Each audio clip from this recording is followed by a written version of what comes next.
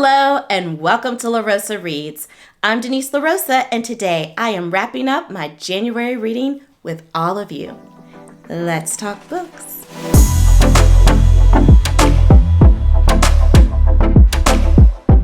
Yay! I am so excited for my first wrap up of 2024.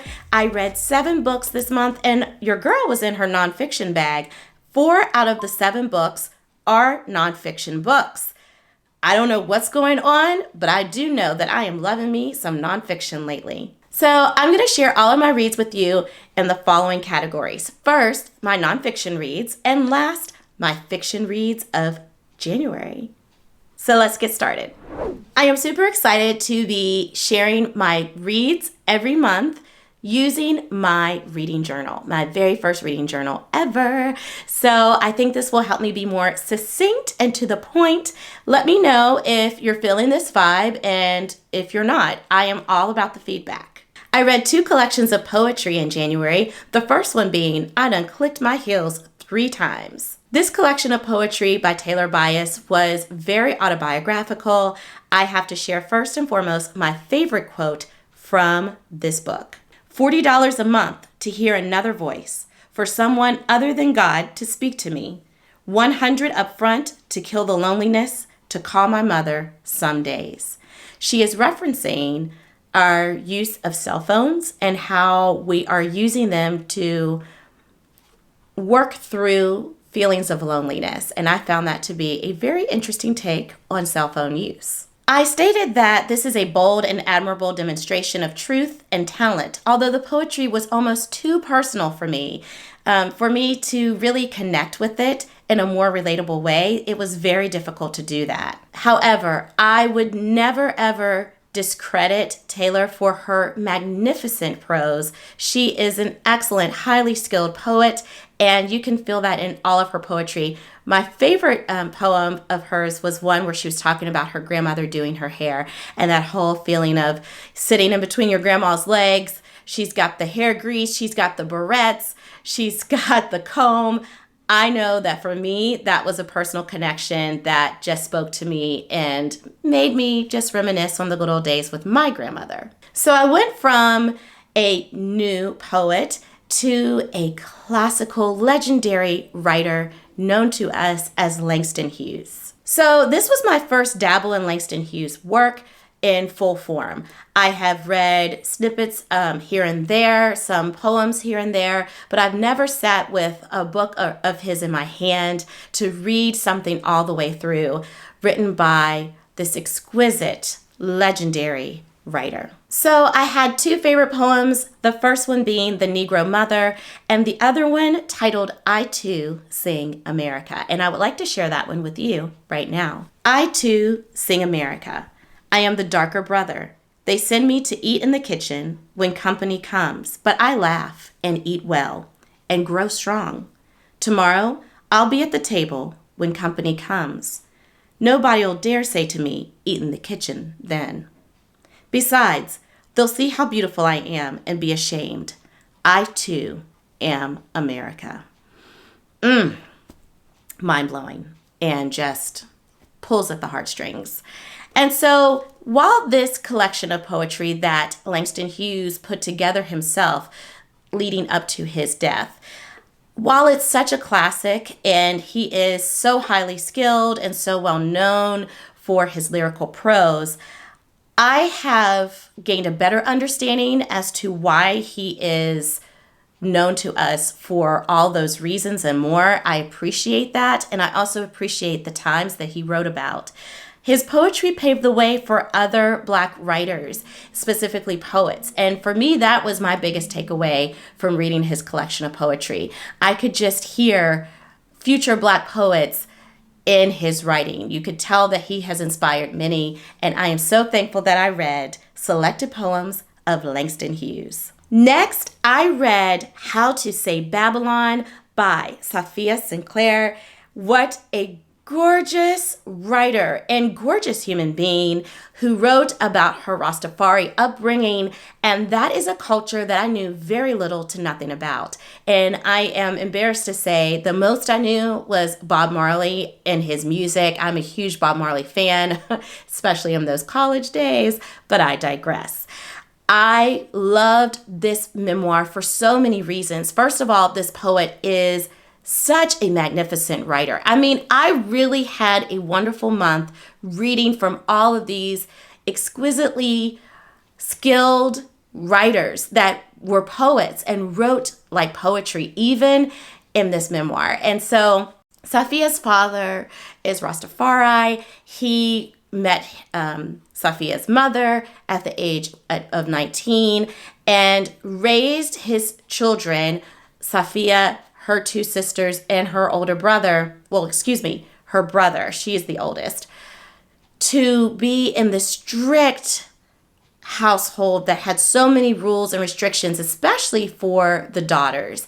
And I just was blown away. Here is my favorite quote. "I was willing to torch my world if it meant her freedom." Safiya is referring to her mother trying to escape her father, Safiya's father, her mother's husband, in the middle of the night. I am so grateful to Diverse Spines for pushing me to read this book that had been on my radar for such a long time. It feels like a long time. And this book was the Diverse Spines Spine of the Month. I highly recommend this book. It's a radiant and lyrical expression of Sinclair's truth, her life, and I appreciate how the beginning of the book serves as a history lesson, offering us context into the Rastafari culture that helps you really be invested in Safiya's life and the life of all of those people, her loved ones and surrounding people that were a part of her life. You were truly invested because you had the historical context.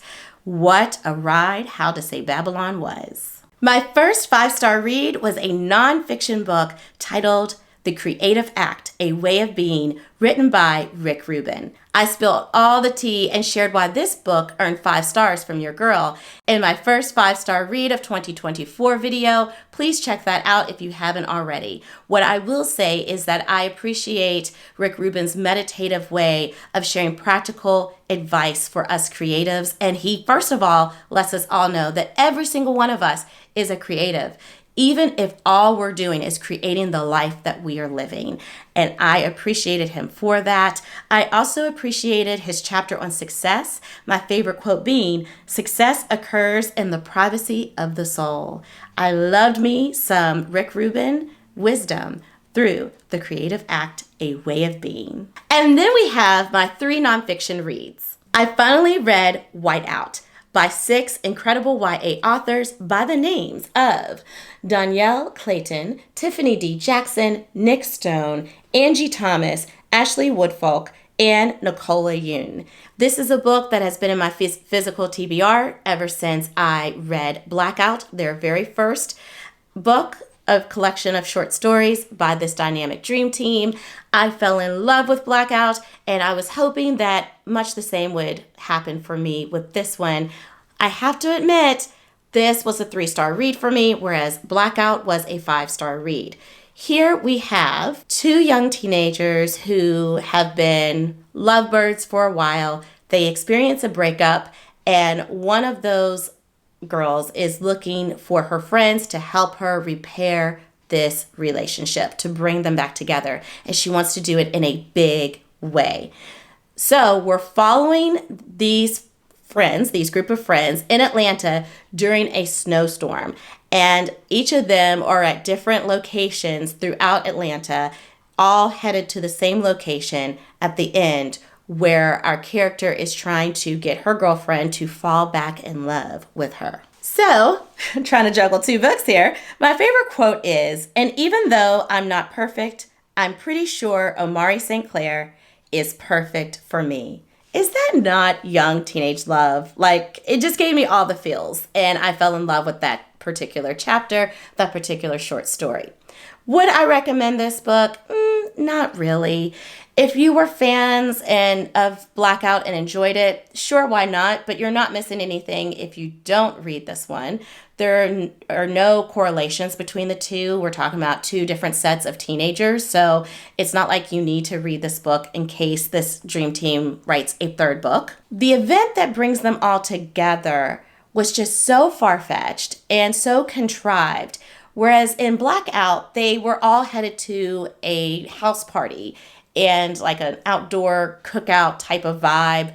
And that felt natural. This was just so over the top and so like surreal and unreal. And the main character was a little flat and just not really a delightful character to be following. So I was not invested in these characters.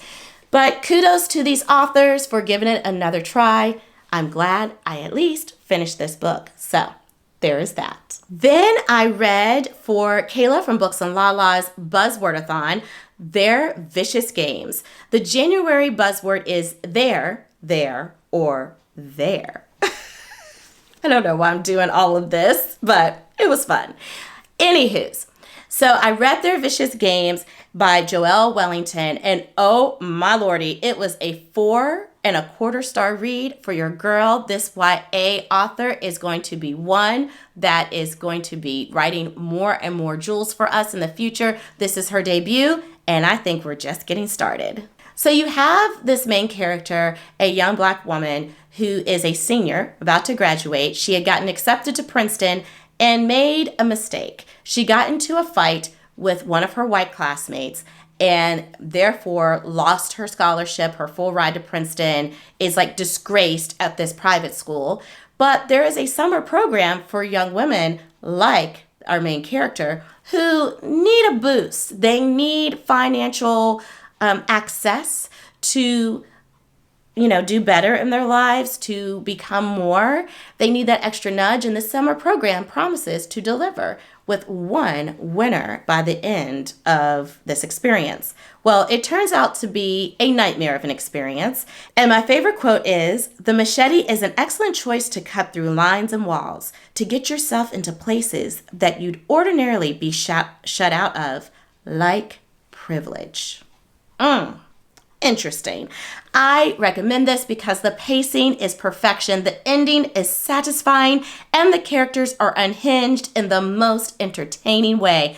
Please, if you haven't already, grab their Vicious Games. And last but not least, we have my love bug, the late great Ann Petrie with Country Place. Oh, Miss Petrie. Why do we not categorize her novels as thrillers?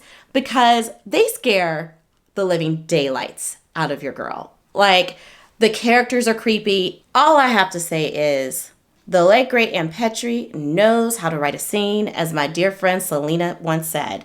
Wow. Okay, we have a small town in Connecticut that is a place that people venture to during the summer for vacation. But now it is September. The town is quiet. All of the guests, the visitors, have gone back home. And we have those who live in this town remaining, including a young man who just got discharged from the war. World War II, I believe. So he's on his way back home to this small town where he had left his mother, father, and newlywed wife. Now, he's been in the war for 4 years. He has not seen his wife in 4 years.